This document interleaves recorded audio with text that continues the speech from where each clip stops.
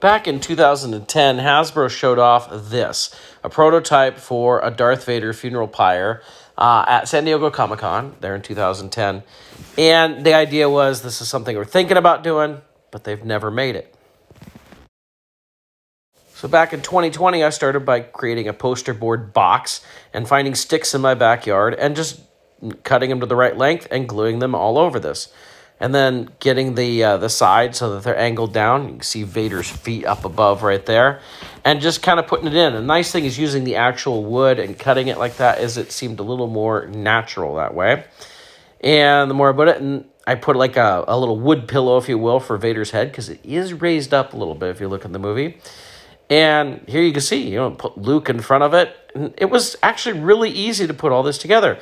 A little hot glue, little sticks from the backyard, little poster board, and done. And I started with some orange and red hot glue. I was going to use that, and I put highlights around, which does help for the overall feel of the whole thing. So I got that, and then I got a Darth Vader figure. I just got a pretty easy Return of the Jedi one. It doesn't have to be a removable helmet. This one is. I did take off his right hand, because after all, he's being burned. His right hand is well gone within the Death Star. And, you can lay him down. Now, this one, the helmet doesn't like to stay on. I'll probably hot glue that helmet on for this display. Now, as I alluded to in a previous video, the biggest... I finally got something that kind of completes this. And the biggest problem I had is I needed to create the flame effects. And I looked up different ways to do flame effects. I 3D printed something. Nothing really looked good. Till our new Flame Trooper came with all these flame effects. And I was like, oh, well, let's try some of this. Now, I'm probably going to end up hot gluing a lot of this in place to make it work well. But, most of the flames are more up toward the head. And so I was thinking, what if we took these kind of circular ones that we got, these bigger ones, and we could kind of put it right like that, which looks really good, especially from the side. You could even take this. So I knew I could probably create hot glue effects and just put it on top of the Vader. Yeah, that's not exactly. There we go. That's a little bit better. And then you have all of these little flames, and you can put the bigger ones in different areas, but you have these little ones, you could literally just put it on his chest. And here, with what I'm doing, I need to push him down a little bit there. Can just kind of have it on his chest like that. I'm going to put this little flame right over here. And probably need another one over here. I want to... it's the same as the other one in that corner. I want to make it look a little bit different there. So I'm impressed at how much... I want something. How much the flame effects actually match the hot glue I already have put in here. And this popped up again. As you can see, it takes some work, but you get the idea of what you can end up with. You've got a decent funeral pyre Vader with all these different effects.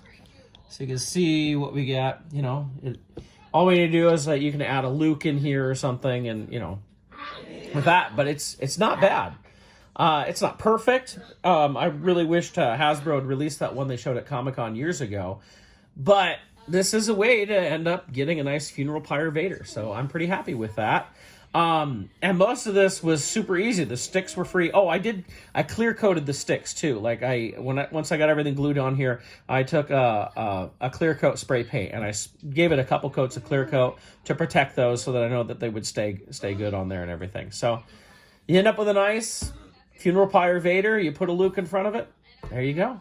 So I thought we'd try one more thing. I've got this string of fairy lights, which you can get, little battery pack here. I can turn it on. And you can get different ones. It'd probably be better to get red or orange.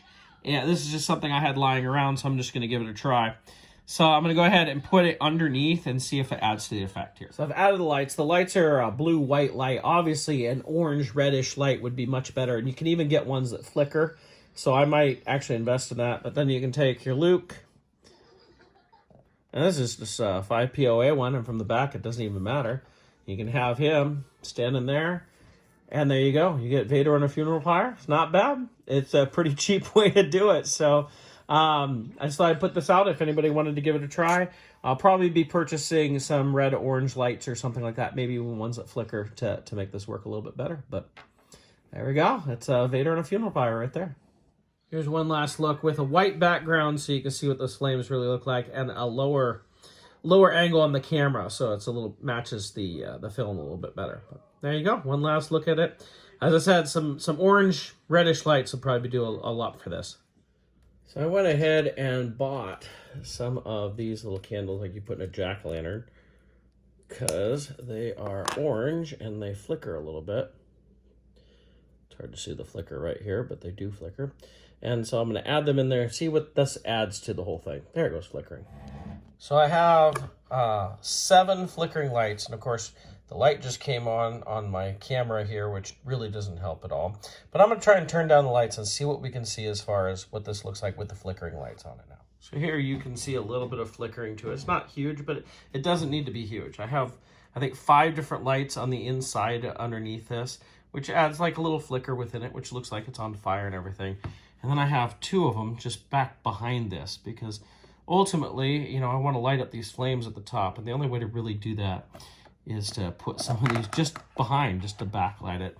It looks pretty cool. It works. You can see the glowing in there. It comes through in different places, which is pretty nice. Let me see what happens if I turn the lights out completely.